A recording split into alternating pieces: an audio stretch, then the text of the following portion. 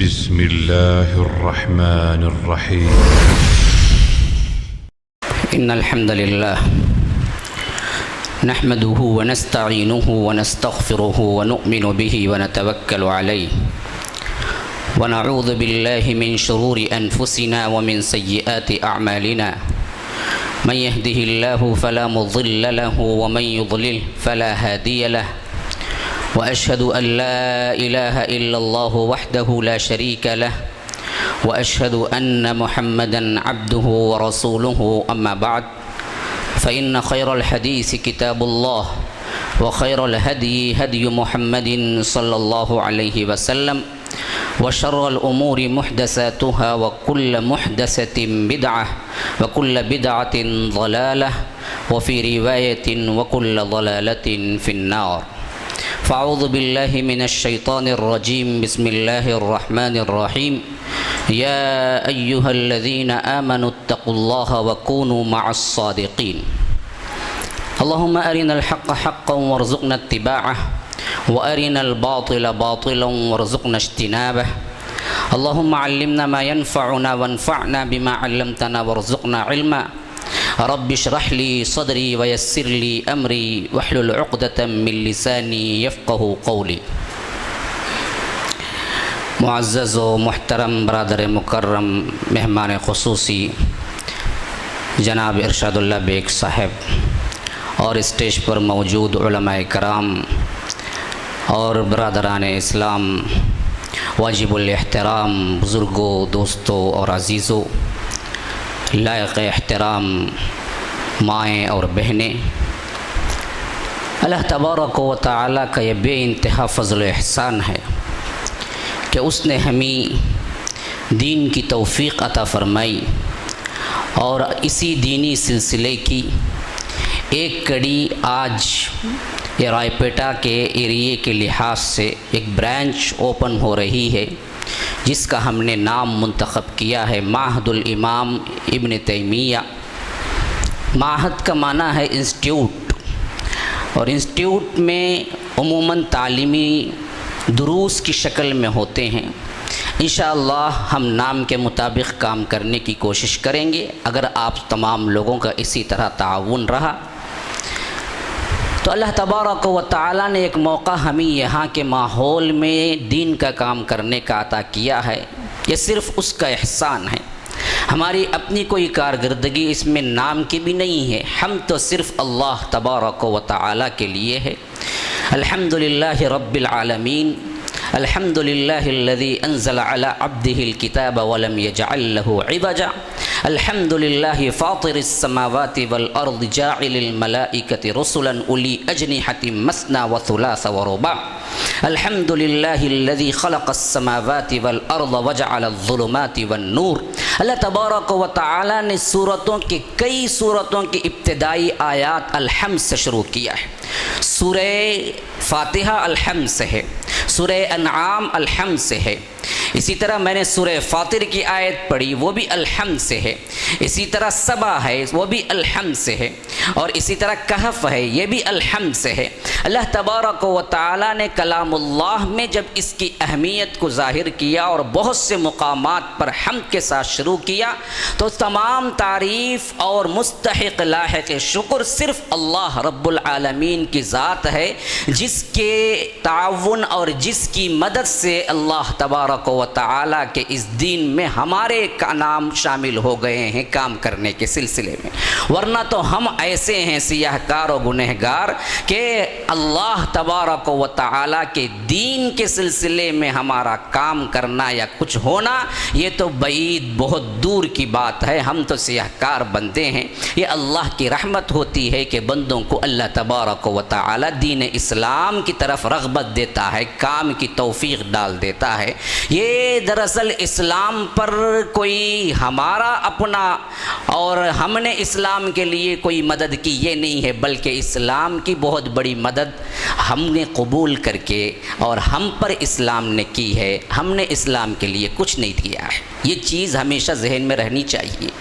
تو غرض کہ معہد الامام ابن تیمیہ کے سلسلے میں عنوان بھی ابن تیمیہ رحمہ اللہ کی سیرت اور ان کے خدمات، ان کے کارنامے، یہ موضوع مجھے منتخب کرنا پڑا تاکہ لوگ یہاں کے جان لیں کہ خاص کر شخصیات کے لحاظ سے امام ابن تیمیہ کا علمی مرتبہ کیا ہے، کیا مقام رکھتا ہے۔ عمومی طور پر بعض نام ہیں جو مشہور ہو چکے ہیں، اس کے علاوہ نہ عوام جانتی ہے، نہ اچھے اچھے علماء اس پہ گفتگو کرتے ہیں۔ امام ابو حنیفہ رحمہ اللہ کا نام مشہور ہے، ہونا چاہیے، انکار تو نہیں ہے، لیکن جس طرح ایک نام کے پیچھے یا ایک شخصیت کے پیچھے لوگ لگے ہوئے ہیں، نہ دوسروں کے بارے میں جانتے ہیں، نہ علماء گفتگو کرتے ہیں، تو تاریخ میں ایسے معلوم ہوتا ہے کہ بس چند خاص ہی شخصیتیں ابھری تھی، اس کے علاوہ کچھ نہیں۔ بلکہ اس دین کی سب سے بڑی خاصیت یہی ہے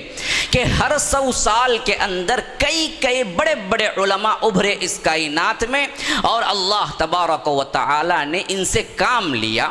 یہ کئی 100 علماء کرام اگر تاریخ اسلام کے 1400 سال پر محیط تاریخ کو پڑھیں گے، ہمیں ایک انبوہ کثیر نظر آتا ہے جنہوں نے اس اسلام کے لیے ایسے کارنامے انجام دیے، ایسے محیر العقول ان کے کام تھے کہ تاریخ بھی دنگ ہے، ہر پڑھنے والا بھی پریشان ہے کہ ایسے لوگ پیدا کیسے ہو گئے تھے۔ یہ رب العالمین کے فضل کا کمال تھا، اس کے قرآن اور حدیث کو سمجھنے کا کمال تھا کہ کمال کے اس مرتبے پہ پہنچے کہ کمال بھی حیران ہے کہ کیا ایسے بھی ہو سکتا ہے۔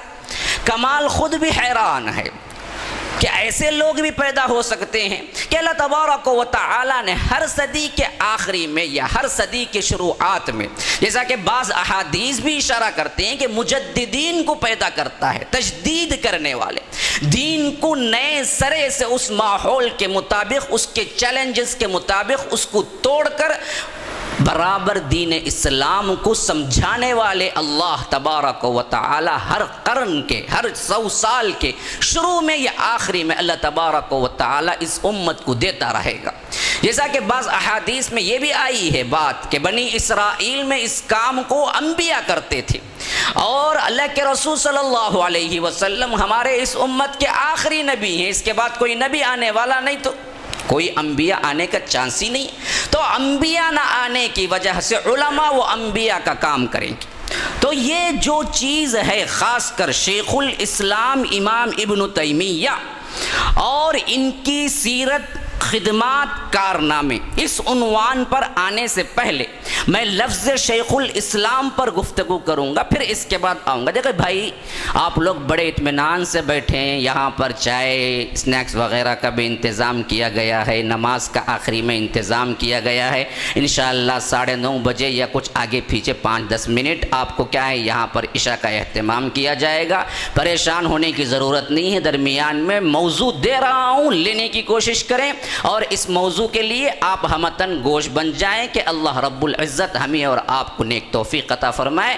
کہ میں کہہ رہا تھا کہ شیخ الاسلام کا یہ لقب ہی اتنا پیارا اور معزز لقب ہے کہ آج اس کو بڑا ہی پامال کیا جا رہا ہے۔ جس کو الف با بھی معلوم نہیں وہ بھی شیخ الاسلام بن جاتا ہے۔ کسی نے شیخ الاسلام تو نہیں ہے، شیخ البدعہ ہے، لیکن وہ شیخ الاسلام بن کے بیٹھا ہوا ہے۔ کوئی ایسا ہے جو شیخ الاسلام تو بہت دور کی بات ہے، وہ اسلام کا دشمن ہے، لیکن لام اس کا شیخ الاسلام پڑ گیا ہے۔ کوئی 2-3 سال پڑھ کے آتا ہے اور اسٹیج میں اس کو بلایا جاتا ہے، شیخ الاسلام آ رہے ہیں۔ یاد رکھیے شبلی نعمانی رحمہ اللہ بڑے پیارے انداز میں کہا ہے کہ شیخ الاسلام کے لیے سب سے اہم اگر ہم مختصراً بھی کہہ دیں تو 3 شرطیں ہونی چاہیے، 3 شرطیں ہونی چاہیے۔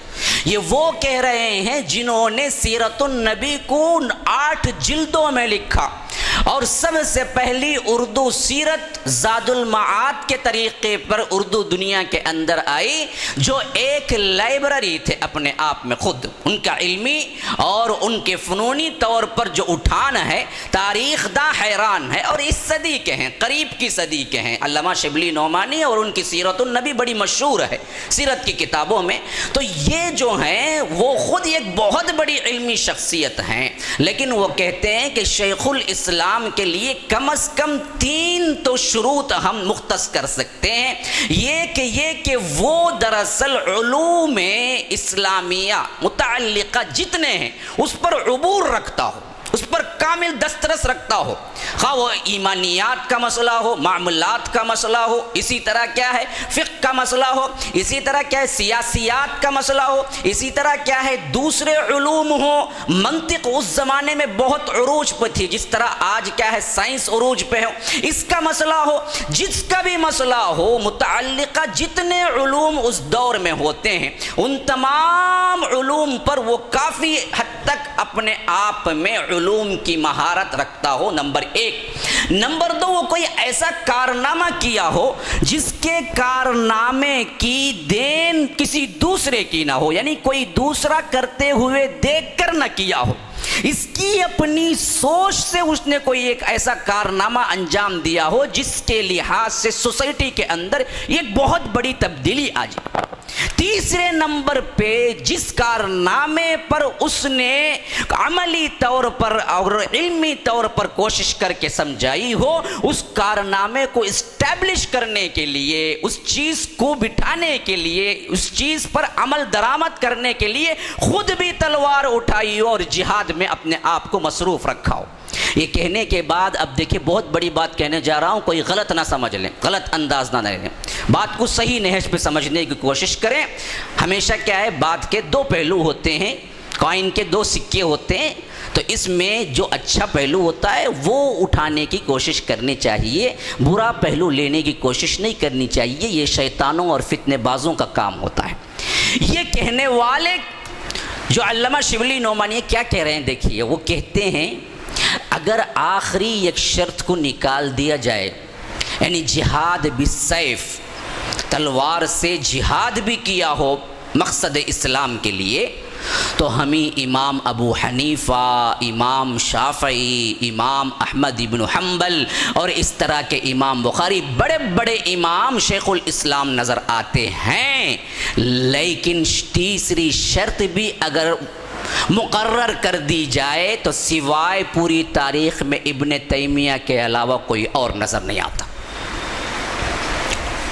جنہوں نے اپنی زندگی میں علوم میں بھی مہارت پیدا کی، اپنے طریقے پہ کسی کی تقلید میں نہیں، اپنے سوچ پر ایک ایسی تہذیب اور ایک ایسا اٹھان اٹھایا جو امت کے اندر بہت بڑا انقلاب کیا، اور جہاد بالسیف، تلوار سے جہاد کیا۔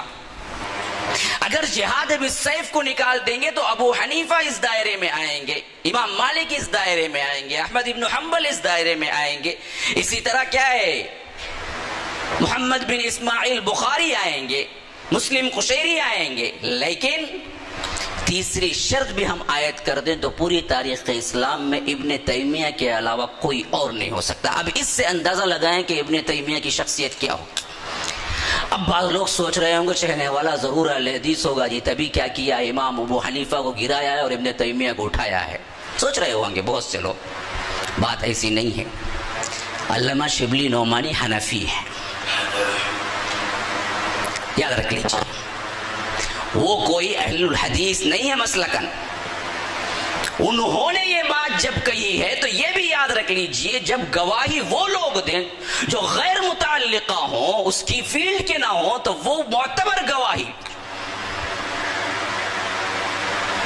تو یہ ہے ابن تیمیہ کی شان تاریخ کے اندر، جو کہیں اور ہمیں نظر نہیں آتی ہے۔ اب آئیے شیخ الاسلام کی یہ 3 شرطوں پر کس طرح فٹ بیٹھتے ہیں امام ابن تیمیہ رحمہ اللہ، ہم مختصراً آپ کے ذہن میں خاکہ اتارنا چاہتے ہیں۔ پہلی چیز نوٹ کیجئے، امام ابن تیمیہ کی زندگی میں جہاد بالسیف کا مرحلہ بھی آیا، تاتاریوں سے جہاد کیا۔ دوسری چیز نوٹ کیجئے، قرآن اور حدیث پر اتنا عبور اور اتنا علم تھا کہ خود ان کے زمانے میں متفقہ طور پر بہت سے بڑے بڑے علماء نے یہ کہہ دیا کہ جس حدیث کو امام ابن تیمیہ کہہ دیں کہ میں نہیں جانتا، وہ حدیث ہی نہیں ہے۔ ابن تیمیہ سے اگر پوچھیں آپ اس حدیث کے بارے میں کیا کہہ رہے ہیں، اور ابن تیمیہ کہتے ہیں کہ میں اس کو نہیں جانتا، تو وہ حدیث ہی ہو نہیں سکتی۔ یہ ان کا مقام کو بتلانے کا مقصود ہے کہ کتنا اونچا حدیث میں مقام تھا. کوئی حدیث نہیں چھوٹی تھی. صحاح کے حافظ تھے. صحاح نہیں، صحاح کے علاوہ بے شمار اور کتابیں ہیں جو صحاح میں نہیں آتی ہیں. بخاری، مسلم، ابو داؤد، ترمذی، نسائی، ابن ماجہ، یہ 6 ہیں جو صحاح کے ہیں. احمد صحاح میں نہیں ہے. اس کے علاوہ دار القطنی ہے، دارمی ہے، یہ بھی صحاح میں نہیں ہے. مسند بزار ہے، یہ بھی صحاح میں نہیں ہے. الجامع الصحیح ہے، یہ بھی صحاح میں نہیں ہے. بے شمار اس کے علاوہ بڑی بڑی حدیث کی کتابیں ہیں جو صحاح کے اندر نہیں ہیں. 6 کتابوں کے اندر نہیں آتی ہیں، صحاح 6 جس کو کہا جاتا ہے. لیکن یاد رکھ لیجئے، اگر یہ کہہ دیں ابن تیمیہ کہ میں حدیث نہیں جانتا، تو علماء کہتے ہیں کہ گویا کہ وہ حدیث ہی نہیں ہے، تبھی ابن تیمیہ کہہ سکتے ہیں کہ نہیں جانتا. قرآن پر عبور کے سلسلے میں بتایا جاتا ہے کہ ابن تیمیہ رحمہ اللہ اس طرح تفسیر لکھا کرتے تھے کہ وہ جب مسند پہ سب سے پہلا درس دینے باپ کے انتقال پر بیٹھے، 22 سال کی عمر تھی، صرف 22 سال کی. ہمارے اپنے نوجوان 22 سال میں کیا جی سیکھ لیتے ہیں؟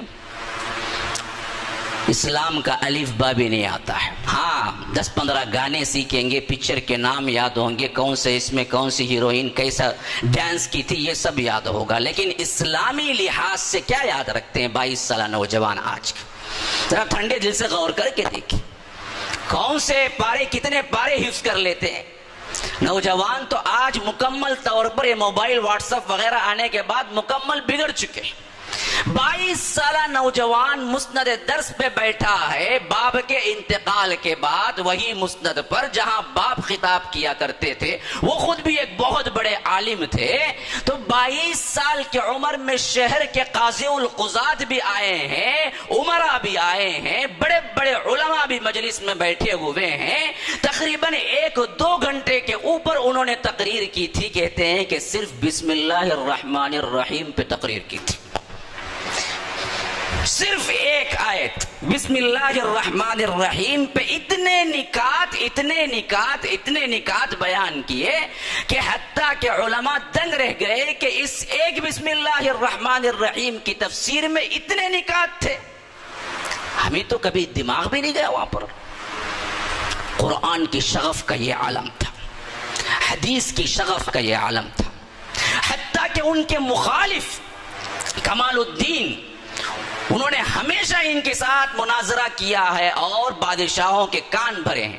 وہ خود شہادت دیتے ہیں کہ جب بھی میں کسی علم پر، کسی فن پر میں نے ان سے گفتگو کی تو مجھے ایسا لگا کہ اس فن پہ وہ امام ہیں، وہی وہ کچھ محنت کر کے پڑھے ہیں، دوسرا کوئی فن جانتے ہی نہیں ہے. اس پر ہر فن میں طاقت ہے. یہ شیخ الاسلام ابن تیمیہ پہلی شرط تو پورا کیا. دوسری شرط، کسی دوسرے کی تقلید کے بغیر اپنی سوچ سے انقلاب برپا کر دینا.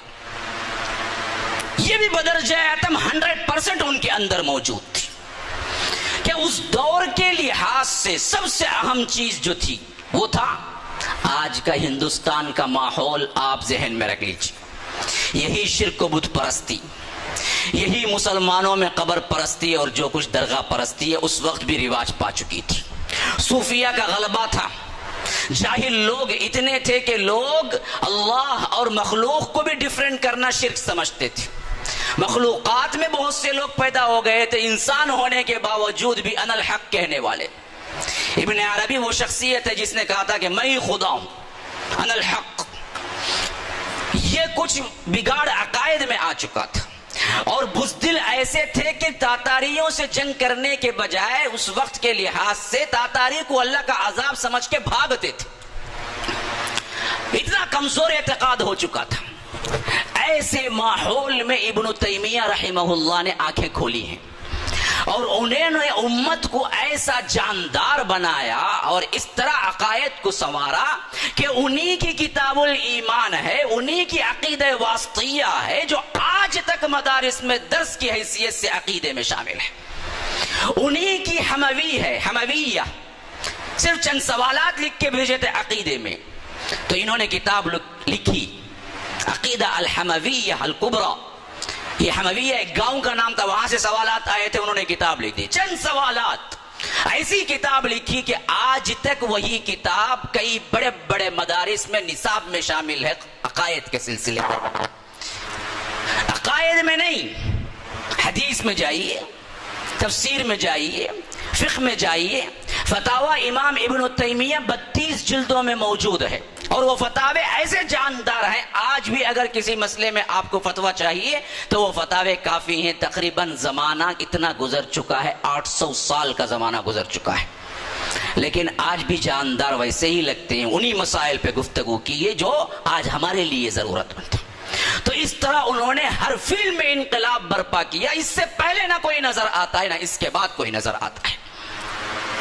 تیسری چیز، اللہ نے ماحول ایسا دیا تھا کہ جنگ کرنا پڑی. تاتاریوں کا فتنہ عروج پہ تھا. اس وقت یہ سپہ سالار کا سا کردار ادا کیا. بڑے ہی شجاعت کے ساتھ، دلیری کے ساتھ میدان جنگ میں کود پڑے. حتیٰ کہ میدان جنگ میں کود پڑنا تو کیا، بڑے بڑے عمرا جو اس میدان جنگ سے بھاگ رہے تھے انہیں اپنی تقاریر سے گرما دیا اور واپس بادشاہوں کو لا کے مصر کے بادشاہ وغیرہ سے جنگ کروائی تاتاریوں کے خلاف. تو یہ تینوں لحاظ سے شیخ الاسلام اگر فٹ تاریخ میں کسی پر بیٹھتا ہے تو وہ امام ابن تیمیہ رحمہ اللہ ہے. اور یہ شیخ الاسلام کا لقب بھی اتنا اونچا ہے، ہر کس و ناقص کے لیے استعمال کرنا اس لفظ کی توہین ہے. آج یہ عوامی لحاظ سے ایک برائی عام ہو چکی ہے. ذرا ذرا کوئی پڑھ لیتا ہے تو فضیلت الشیخ بن جاتا ہے. اور میرے لیے بھی کبھی کبھی اس میں بڑی ہی شرمندگی ہوتی ہے. فضیلت الشیخ کا مرتبہ تو کیا ہے، یہ جاوید اس کے پاؤں کی دھول کو بھی نہیں پہنچتا اور فضیلت الشیخ کہہ دیتے. میں تو ہمیشہ اپنے آپ کو ناچیز کہتا ہوں. فضیلت الشیخ کا مقام میرا ہے ہی نہیں. میں معذرت کے ساتھ کہہ رہا ہوں، شیخ کو کبھی مجھے فضیلت الشیخ کے لقب سے نہ پکار. یہ سب بڑے بڑے علماؤں کے القاب ہیں، ہمارے لیے نہیں ہیں. ہم تو ابھی طفل مکتب ہیں اس معاملے میں. ہمارے لیے فضیلت الشیخ یا شیخ الاسلام، یہ بعض لوگ ڈھنڈورا پٹواتے ہیں، یہ سب کچھ غلط ہے، لفظ کی توہین ہے. ہم تو ابھی طفل مکتب ہیں. اس حیثیت سے ذہن میں رکھ لیجیے. اب آئیے مختصر زندگی کا خاکہ آپ کو پیش کرتا ہوں. شیخ الاسلام امام ابن تیمیہ رحمہ اللہ پیدائش کے اعتبار سے ہجری 660 پر 661 ہجری میں شام، عراق اور ایران کے درمیان ایک گاؤں ہے حران. وہاں پر 10 ربیع الاول اس میں پیدا ہوئے. اور باپ کا نام تھا عبد الحلیم بن عبد السلام، ماں کا نام تھا فاطمہ. اور انہوں نے جب اس دنیا میں آنکھیں کھولی تو بڑے ہی علمی گھرانے، اور باپ بھی بہت بڑے عالم تھے، ماں بہت ہی عابدہ اور زاہدہ تھی. میں ہمیشہ کہا کرتا ہوں کہ جہاں بڑے بڑے لوگوں کا نام آتا ہے ان ناموں کے پیچھے ماؤں کا نام آتا ہے. جس کی ماں غلط ہو اس میں سے کوئی اچھا پھل نہیں نکل سکتا. جس کی جڑیں خراب ہوں وہاں سے کوئی اچھا پھل آنے کی امید نہیں کی جا سکتی. اس وجہ سے بیویوں کا انتخاب کرو تو بھی سوچ کے کرو. اور جب کوئی بیوی ماں بن جاتی ہے تو وہ بگڑی ہوئی ہے تو اچھی بن جائے، کیونکہ اولاد پر اس کا اثر پڑتا ہے. امام ابو حنیفہ رحمہ اللہ کے ماں کا بھی بہت بڑا واقعہ ہے کہ انہوں نے سچائی کا درس کس طرح دیا تھا. ان کی ماں بھی بڑی عظیم تھی. امام ابن تیمیہ رحمہ اللہ کی ماں کے بارے میں بھی آتا ہے کہ وہ اتنی عبادت گزار حافظہ تھی اور تہجد کبھی نہیں چھوڑا تھا. یہی چیز بیٹے میں منتقل ہو کے آئی تو وہ شیخ الاسلام امام ابن تیمیہ بنا. خواتین موجود ہیں، سن رہی ہیں، بس میں ان سے یہی درخواست کر رہا ہوں کہ اگر ولو بالفرض بیوی بنتے وقت کچھ بگاڑ تھا تو اللہ کے لیے ماں بنتے وقت صلح کر لیجئے. ماں بنتے وقت کم از کم اس بگاڑ کو چھوڑ دیجئے. ماں بنتے وقت سمجھیے کہ اب تم صرف ایک شوہر کی نہ رہی، بعد میں تم نسل کی ماں بننے والی ہو. نسل خراب ہو جائے گی اگر تم بگڑی ہوئی ہو. تو امام ابن تیمیہ رحمہ اللہ کی ماں بھی بڑی عابد زاہدہ تھی. اور ابن تیمیہ اصل میں ان کا نام نہیں ہے، ان کا نام رکھا گیا احمد، اور ان کا لقب تھا تقی الدین. اور ان کی کنیت تھی ابو العباس۔ ابن تیمیہ اصل میں ان کے دادا کی ایک بیٹی تھی جس کا نام تھا تیمیہ۔ وہ دادا کی محمد بن خضر کہتے ہیں ان کے دادا کو۔ ان کے دادا کی جو بیٹی تھی ابن تیمیہ، وہ اتنی عابدہ اور زاہدہ تھی، پارسا تھی، کہ خاندان بھر میں مشہور ہوئی۔ جب ان کا انتقال ہو گیا تو خاندان والوں نے اپنے خاندان کو ان کی طرف منسوب کر دیا، تو اس وجہ سے خاندانی لحاظ سے تیمیہ کہلائے۔ عبدالسلام، عبدالحلیم، یہ بھی تیمیہ ہی ہیں، لیکن خاندانی لقب سے جو مشہور ہوئے وہ امام ابن تیمیہ ہے۔ اصل میں ان کا پورا نام یوں بنتا ہے، امام تقی الدین ابو العباس احمد ابن تیمیہ رحمہ اللہ۔ نام احمد، کنیت ابو العباس، لقب تقی الدین، یہ ہے ان کا پورا نام۔ والد کا نام عبدالحلیم بن عبدالسلام، والدہ کا نام فاطمہ۔ ڈیٹ آف برتھ 10 ربیع الاول 660 پر 1 ہجری پیدا ہوئے حران کے اندر۔ جب بچپن ہی کا موقع تھا تو ان کے وہ جو کہتے ہیں نا جی ہونہار بروا کے چکنے چکنے پات، یہ دراصل فارسی کا محاورہ ہے۔ جو ہونہار بننے والا ہوتا ہے اس کی چمک پہلے ہی آنی شروع ہو جاتی ہے۔ ہونہار جو بھی ہیں ان کے اٹریکشن، ان کے جو کچھ ایکشنز ہوتے ہیں بچپن ہی میں کچھ نرالے ہوتے ہیں۔ یہ ذہین و فطین تو خاندان میں مشہور ہی تھے، لیکن ان کے کیریکٹر کے لحاظ سے بھی بہت سے چینجز تھے جو بچپن ہی میں شہادت دے رہے تھے کہ یہ کوئی بہت بڑا عالم بننے والا ہے۔ کہتے ہیں کہ ان کے حافظے کے بارے میں 7 سال کے اندر ہی مشہور ہو گیا تھا کہ ایک بار جب سلیٹ پہ دیکھ لیتے ہیں پھر وہ بھولتے نہیں۔ کمپیوٹر میں بھولات ہو سکتی ہے، وائرس آ سکتا ہے اور ہارڈ ڈسک فیل ہو سکتی ہے، لیکن اللہ نے دماغ ان کو ایسا دیا تھا کہ ان کا دماغ جب کوئی پکچر کیپچر کرتا تو وہ کبھی پھر خلل نہیں آتا۔ برسوں پہلے دیکھے ہوئے کتاب بھی حوالہ دیتے وقت سامنے موجود نہیں ہوتا، لیکن حوالہ برابر دیتے۔ تو ایک مرتبہ وہاں کے مشہور عالم ابن حلبی وہ آتے ہیں اور پوچھتے ہیں کہ ایک بچہ بڑا مشہور ہے جو احادیث کے سلسلے میں جو بھی آپ پوچھے سوال کا جواب دیتا ہے، وہ بچہ کون ہے؟ ایک درزی کی دکان تھی، وہاں پر انہوں نے پوچھا تھا تو درزی نے کہا کہ برابر ٹھیک وقت پہ پہنچے، ابھی مدرسہ جائے گا وہ بچہ سلیٹ لے کے، آپ دیکھیں تب میں بتا رہا ہوں۔ تھوڑی دیر گزری، ابن تیمیہ سلیٹ لے کے جا رہے تھے، بڑی تختی تھی، سیاہ تختی، تو انہوں نے بچے کو بلایا اور کہا کہ بیٹا وہ جو کچھ بھی ہے اس میں مٹا دو، میں کچھ احادیث لکھ رہا ہوں۔ تو انہوں نے مٹا کے دے دیا، 13 احادیث انہوں نے لکھوایا۔ پھر اس کے بعد کہا کہ بیٹا دیکھو اس کو ایک مرتبہ، اور دیکھ لیا، کہا کہ بیٹا مٹا دو، مٹا دیا، کہا کہ بیٹا سناؤ، تو بالترتیب ویسے ہی سنا دیا جیسے لکھی ہوئی تھی، 13 کی 13 احادیث۔ آج تو ہم نے کیا ہے 40 احادیث حفظ کا کورس رکھا تھا، 40 دن کے بعد بھی پہلی حدیث پوچھے تو وہ انما الاعمال بالنیات، انما الاعمال بالنیات رٹ کے بیٹھا، اگلی کوئی حرف آت نہیں آتا، اس کو 40 دن محنت کر کے۔ ہمارے بچے وہ ہیں، وہی گانا ایک مرتبہ سن لیتا ہے تو برابر گاتا ہے، اس میں کبھی خطا نہیں ہوتی، لیکن دین کبھی چڑھتا ہی نہیں ہے دماغوں میں، ہم نے ایسا بنا لیا ہے۔ تو امام ابن تیمیہ کا جب یہ مرتبہ دیکھا، پھر اس کے بعد 13 سندیں لکھی الگ سے۔ دیکھیے یاد رکھ لیجئے، متن یاد کرنا بڑا آسان ہے، کیونکہ یہ اللہ کے رسول کے الفاظ ہوتے ہیں، ایک محبت ہوتی ہے، شغف ہوتا ہے، بچہ یاد کر لیتا ہے جلدی۔ لیکن سند کا جو معاملہ ہے وہ بڑا ہی عجیب ہے، ناموں کو یاد رکھنا، فلاں ابن فلاں ابن فلاں ابن فلاں۔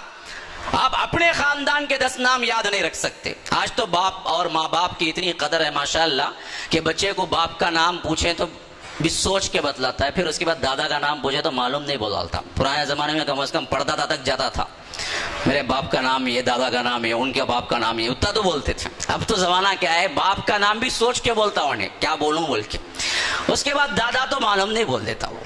10 ناموں کو یاد رکھنا بھی مشکل ہے، لیکن نام سند میں جتنے بھی آئے ہیں 13 سندیں، پھر اس کے بعد انہوں نے مٹا ڈالی اور پوچھا کہ بیٹا آپ سند بتاؤ، تو پورے سند ایسے ہی ذکر کرتے۔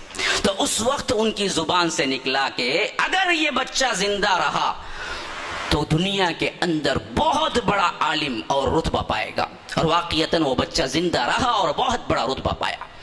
تو مسئلہ اب آئیے پھر سلسلے وار ان کی زندگی کے جو کچھ میرے پاس وقت ہے اس پر میں آپ کو کیا ہے پورا خاکہ دے دوں کہ 6-7 سال کی عمر میں تاتاریوں نے عراق پہ حملہ کر دیا. وہ زمانہ تھا اس وقت جب تاتاری پھیل گئے تھے. تاتار وہ تھے جو قبائلی لوگ تھے، جھگڑالو تھے، جنگجو بھی تھے، وحشی بھی تھے. یہ قرآن کی بات میں بھی صحیح بیان کر رہا ہوں. تو اس نے کہا کہ کیا بات کرتے ہو، تو قرآن میں تو پورا کا پورا شرک بھرا ہوا ہے، میری بات میں توحید ہے.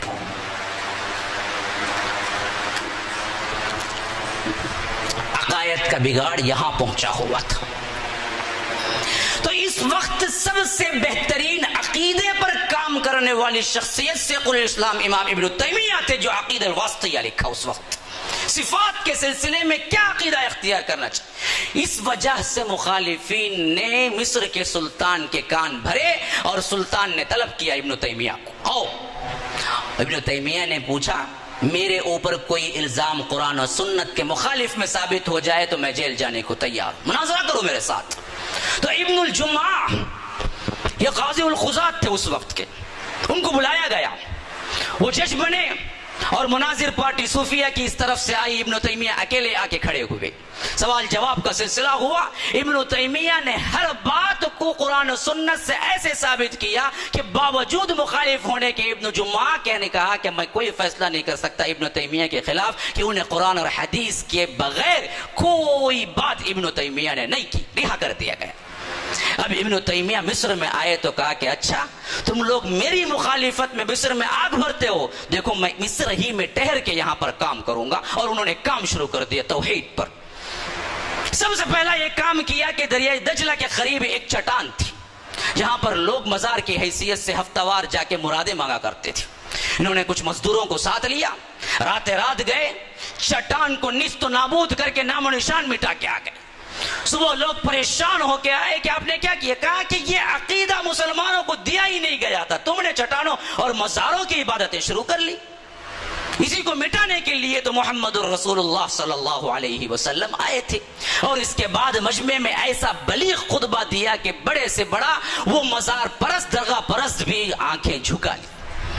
حکمت سے بھی بات کرنا آتا تھا، لیکن جہاں سیف تلوار کا اٹھانا تھا وہاں پر بھی اٹھاتے تھے. انشاءاللہ اس معہد الامام ابن تیمیہ سے یہی کام مجھے بھی لینا ہے. منظور ہے آپ لوگوں کو؟ تیار ہیں؟ بہت کمزور انشاءاللہ آ رہا ہے. ہاں جوش تو کم از کم انشاءاللہ میں دکھائے نا، بعد میں پھر جوش بڑھے. اللہ تبارک و تعالی ہمارے نیتوں کو قبول فرمائے. امام ابن تیمیہ رحمہ اللہ نے توحید کے پرچم کو ایسا پھیلایا تاریخ اسلام میں کوئی ایک شخصیت ان کے مقابلے کی نظر نہیں آتی ہے، نہ بعد میں نہ پہلے. اس طرح انہوں نے مار بھی کھایا. اب آگے بڑھیے، پھر دوبارہ شکایت ہوئی مصر کے دربار. اب کسی طرح ہم برداشت نہیں کریں گے، مصر کے اندر ابن تیمیہ کو نکال دیجئے.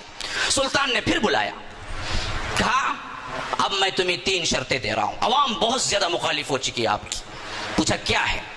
یہ کہ تم مصر قاہرہ چھوڑو، سیدھے دمشق واپس تمہاری کنٹری چلے جاؤ. پوچھا دوسرا کیا ہے؟ کہا کہ دوسرا یہ کہ تم مصر قاہرہ چھوڑو یا تو اسکندریہ چلے جاؤ. کہا کہ پوچھ رہا تیسرا کیا ہے؟ کہا کہ یا تو جیل چلے جاؤ. انہوں نے کہا کہ احب الی مما یدعوننی الی. حضرت یوسف علیہ السلام کو جس وقت وہاں پر گناہ کی دعوت زلیخا نے دی تھی، عزیز مصر کی بیوی نے، اور جب انہوں نے انکار کر دیا تو ان سے پوچھا گیا، تو اس وقت رب العالمین کے دربار میں جب ہاتھ اٹھائے حضرت یوسف نے تو اس وقت دعا کی حضرت یوسف نے کہ اے رب العالمین احب الی مما یدعوننی الی. یہ جس گناہ اور زنا کی طرف بلاتی ہے عزیز مصر کی بیوی، اس گناہ کے کرنے سے تو میں محبوب رکھتا ہوں کہ جیل چلا جاؤں. آخر جیل گئے. ابن تیمیہ نے بھی یہی آیت پڑھ کے کہا کہ مجھے جیل جانا منظور ہے، مجھے جیل بھیج دیجیے. بادشاہ مجبور ہو کے، دل سے مانتا تھا، عزت کرتا تھا، دل کے ہاتھوں مجبور، روتا ہوا، آنسو آنکھوں میں، لیکن جیل بھیجا.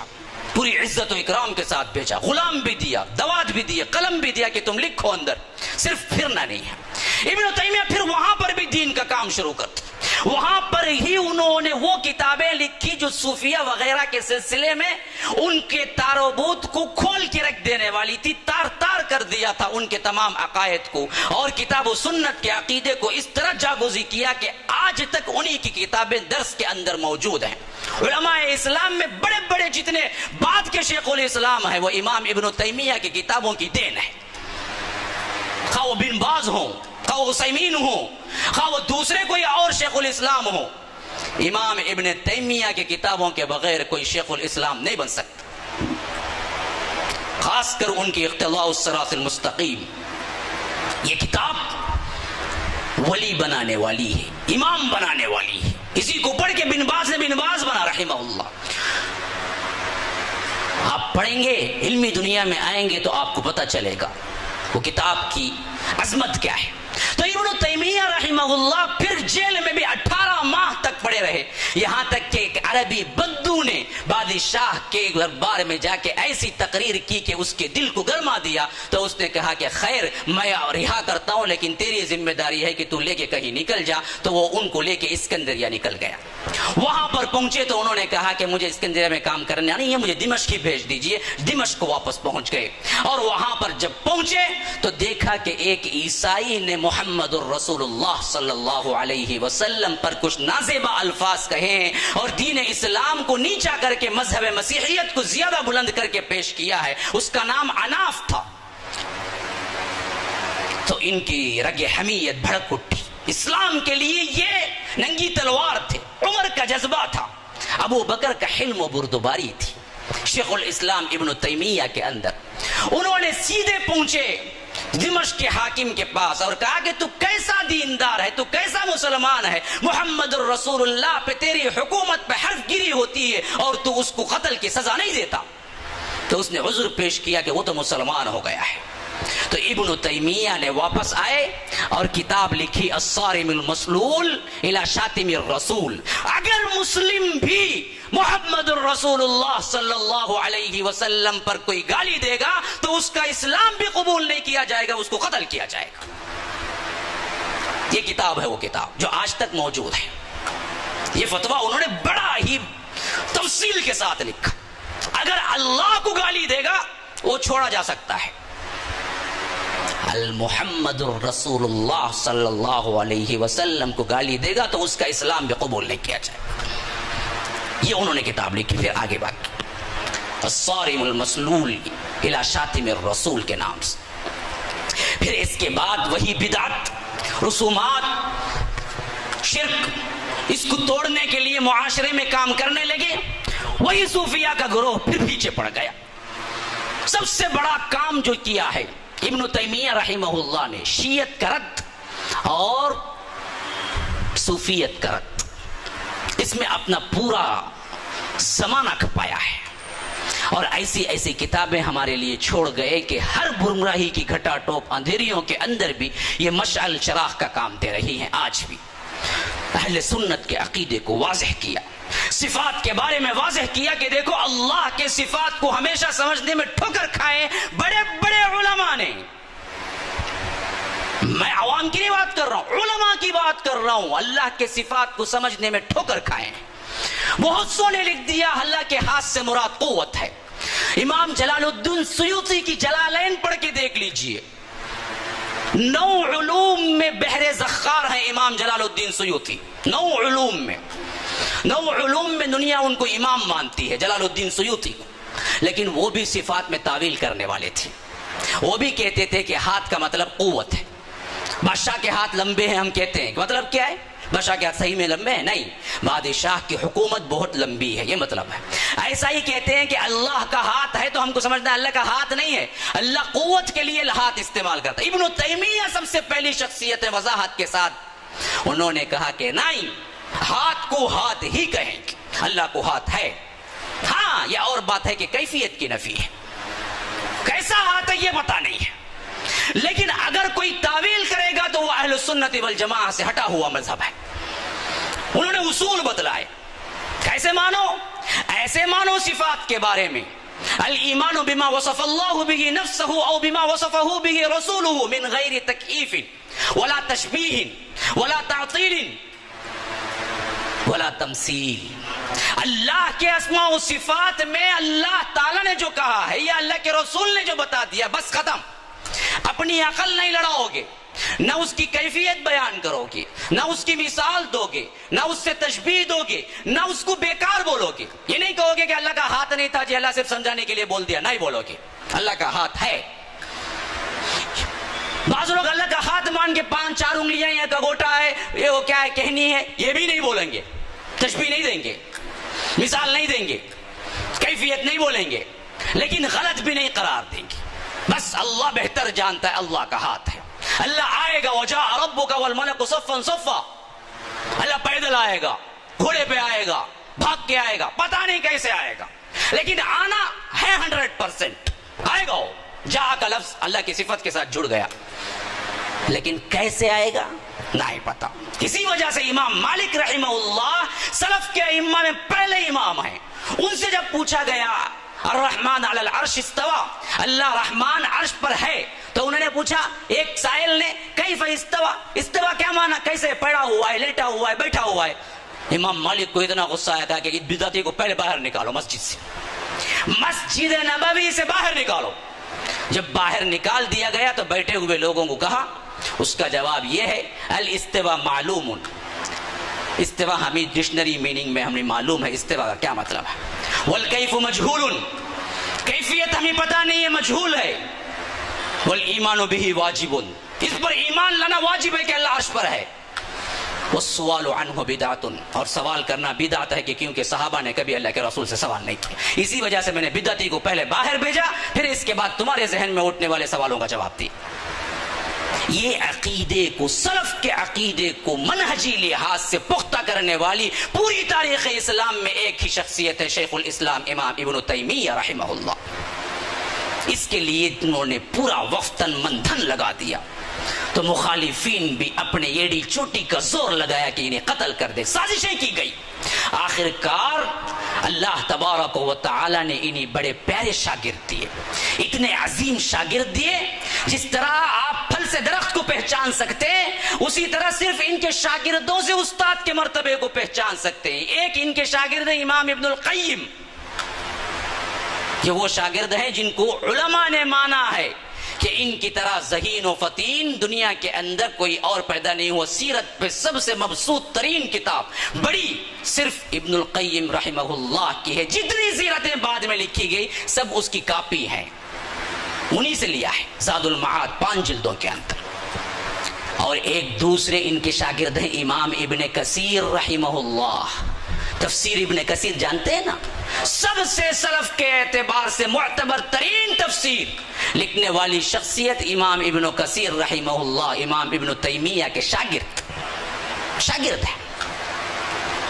ایسے شاگردوں کو انہوں نے تیار کر دیا، اور آخر کار زمانہ گزرتے اب دیکھیے ان اسلام کی حقانیت اور گروہ باطلہ کے توڑنے کے لیے رد میں اپنی زندگی کو ایسا کھپایا. شیخ الاسلام نے شادی تک کرنے کا موقع نہیں ملا.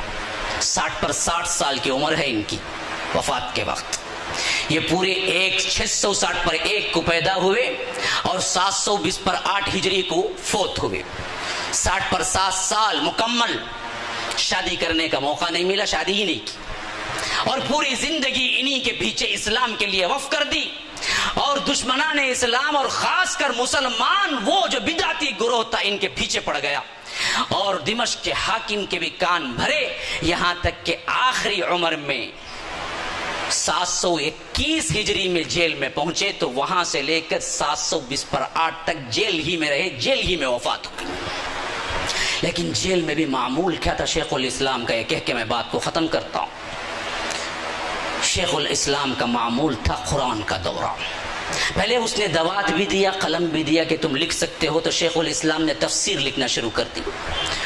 لوگوں نے بڑا شور مچایا، پھر کان بھرے حاکم کے، تو اس نے دوات قلم چھین لیا، تم لکھ بھی نہیں سکتے. تو ابن تیمیہ جیل میں جو کھانا پکتا تھا اس کی لکڑیوں سے جو کوئلہ بنتا تھا، کولسا جسے ہم کہتے ہیں، وہ کولسا اٹھاتے تھے اور دیواروں پہ لکھتے تھے، ان کے کمرے کی دیواروں پہ. لکھ کے جب شام ہو جاتی تھی ان کے شاگرد گیٹ پہ آ کے کھڑ کے وہ دیوار سے نقل کرتے تھے، پھر چلے جاتے تھے. اس طرح وہ لکھا کرتے تھے. اور باہر برابر فتوے ان کے پہنچ رہے تھے، جیل کے اندر بھی. اور اپنے بھائی کو انہوں نے التجا کی، زین الدین ان کے بھائی ہیں، ان سے بڑے اچھے قاری تھے وہ، ان کو التجا کی کہ تم بھی جیل کو آ کے رہ دو. تو وہ بھی ان کے ساتھ جیل میں تھے. اور اپنے ایک شاگرد خاص کو امام ابن القیم کو بھی کہا کہ تم بھی میرے ساتھ جیل میں رہو. وہ بڑی خوشی کے ساتھ استاد کی خدمت کے لیے تیار ہو گئے. آج تو نہ شاگرد کا کوئی معاملہ ہے نہ استاد کا کوئی احترام ہے. بیٹھے بیٹھے سامنے ہی گالی دیتا ہے، اس کو کیا علم آئے گا بدبخت کو. وہ زمانے میں تو شاگرد ایسے تھے کہ تلوے چاٹنے کے لیے، پاؤں کی جوتی اور جوتے اٹھا کے رکھنے کے لیے اور اٹھا کے پہنانے کے لیے شاگرد ایسے مواقع ڈھونڈ کے بھاگا کرتے تھے استاد کے کام آ جائیں. آج استاد کبھی غلطی سے بھی کہہ دے کہ بیٹا جوتے اٹھا کر، کیا جی کیا تمہیں اتنے بوڑھے ہو گیا اٹھانے نہیں ہوتا، پوچھتے اٹھاؤ جی تمہارے جوتے، مجھے کہیں بولتے. یہ ادب احترام پوری تہذیب ہم خاک میں ملا دی. تو ابن القیم کا تو خواہش تھی کہ ساتھ میں رہیں استاد کے. اور امام ابن تیمیہ نے جب بلوایا تو وہ ساتھ میں 6 سال قید میں رہے. ان کی قید نہیں تھی، استاد کی قید تھی. ان کو آرڈر نہیں تھا، استاد کے لیے تھے اندر. کہتے ہیں کہ پھر اس کے بعد انہوں نے اپنے بھائی سے التجا کی کہ قرآن کا دورہ ہم کر لیا کریں. تو کہتے ہیں ان کے بھائی ہم نے جیل کے اندر 80 دورے کیے، اور 80 پر ایک دورے میں جب سورہ قمر کی اس آیت پہ میں پہنچا کہ ان المتقین فی جنات ونہر فی مقعد صدق عند ملیک مقتدر، تو حضرت امام ابن تیمیہ بستر پہ لیٹے ہوئے تھے اور ان کی روح ان کے جسم سے پرواز کر گئی. اس آیت پر جب میں پہنچا، کیا ترجمہ ہے؟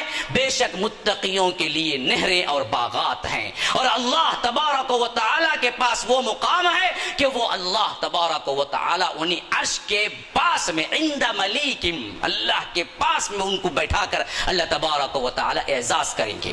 جب قمر کی یہ اینڈنگ آیت پہ میں پہنچا تو زین الدین کہہ رہے ہیں کہ امام ابن تیمیہ کی روح پرواز کر انتقال ہو گیا. 22 ذوالقعدہ 728 ہجری شیخ الاسلام ابن تیمیہ وفات پا گئے. قلعے کے مینارے پہ وہ چڑھا، جیل میں جو تھے، اور وہاں سے ندا لگائی. وہ قلعہ دار نے ندا لگائی تو کیا لگائی؟ شیخ الاسلام کی وفات ہو گئی. جنازہ جب پڑھا گیا کہ وہ زمانے میں نہ کوئی میڈیا تھا، نہ نیوز تھی، نہ یہ ٹیکنالوجی تھی، لیکن پھر بھی صرف اور صرف زبانی طور پر اتنا جلدی پھیلا کہ 3 لاکھ افراد جنازے کے اندر شریک ہوئے. تو اس جنازے میں کسی نے پکار لگائی، یہ ہے اہل سنت کی جنازے کی شان. اہل سنت جب مرا کرتے ہیں، آج ہم نے کیا اہل بدعت کو اہل سنت کے نام دے رکھے ہیں. لکھے ہوں گے مسجد پہ اہل سنت والجماعت کی مسجد، کیا نہیں کرنا؟ انگلی ہلانا نہیں. اچھا جی، تو سنت کا انکار کرو، اہل سنت کی جماعت کی مسجد لکھو. عجیب بات ہے تمہاری. تو ہم نے یہ نام چھوڑا، ان لوگوں نے اختیار کر کے جھوٹ پہ اتنے بار جھوٹ بولا کہ وہ سچ بن گیا. اب ہم نام الگ سے ڈھونڈ رہے ہیں کیا رکھنا ہے، حالانکہ ہمارا نام ہے، ورثے میں ملا ہے ہم یہ اہل سنت. تو کسی نے نعرہ لگایا اہل سنت کے جنازے یوں اٹھا کرتے ہیں، تو پورے جنازے کی عوام کے اندر غل مچ گیا. امام ابن تیمیہ رحمہ اللہ جو کارنامے انجام دے کے گئے تھے، آج تقریباً 700 سال رکھ لیجئے اور آج کے 1400 سال ملا لیجئے، 700 سال کا عرصہ بیت چکا ہے، لیکن ان کی علمی خدمات آج بھی ویسے ہی زندہ ہیں جیسے وہ اپنے دور میں زندہ تھے. اور اللہ تبارک و تعالی انہیں ایسے زندہ جاوید بنا دیا کہ وہ ہمیشہ اہل علم کی پیاس اپنے کتابوں کے ذریعے آج بھی بجھا رہے ہیں. یہ تھا شیخ الاسلام ابن تیمیہ کا ایک مختصر سا خاکہ جو میں اس 1 گھنٹے کے اندر پیش کرنے کی کوشش کی، ورنہ ان کی زندگی اور سیرت یہ 1 گھنٹے کی نہیں، یہ گھنٹوں کی ہے، اور ان کے ایک ایک مسئلے پر گھنٹے ہم کیا ہے تقریر کر سکتے ہیں. اللہ تبارک و تعالی سے دعا ہے کہ جس نام پر ہم نے اس معہد کو قائم کیا ہے، اللہ تبارک و تعالی اس نام کی برکت اور ان کے سے کام کی طلب اور اللہ تبارک تبارک و تعالی ان کے کام کی ہمت ہمارے اندر بھی عطا فرمائے. ہم نوجوانوں کے اندر توحید پر کامزن ہونے اور اس کے لیے کٹ مرنے کا جذبہ عطا فرمائے. اللہ تبارک و تعالی جس طرح یہاں پر ہم جمع ہوئے ہیں اسی طرح جنت الفردوس میں جمع فرمائے. پورے اطمینان کے ساتھ اب بیٹھے رہیں. مہمان خصوصی کی چند منٹ کی انگریزی میں تقریر ہے, آپ پورے توجہ سے سنیں. یہ پورے ہمارے کانفرنس کا لب لباب ہوگا. پھر اس کے بعد کفارے کے بعد نماز عشاء قائم کی جائے گی. اپنی اپنی مجلس اپنی جگہ پہ برقرار رہیں. جزاک اللہ خیر.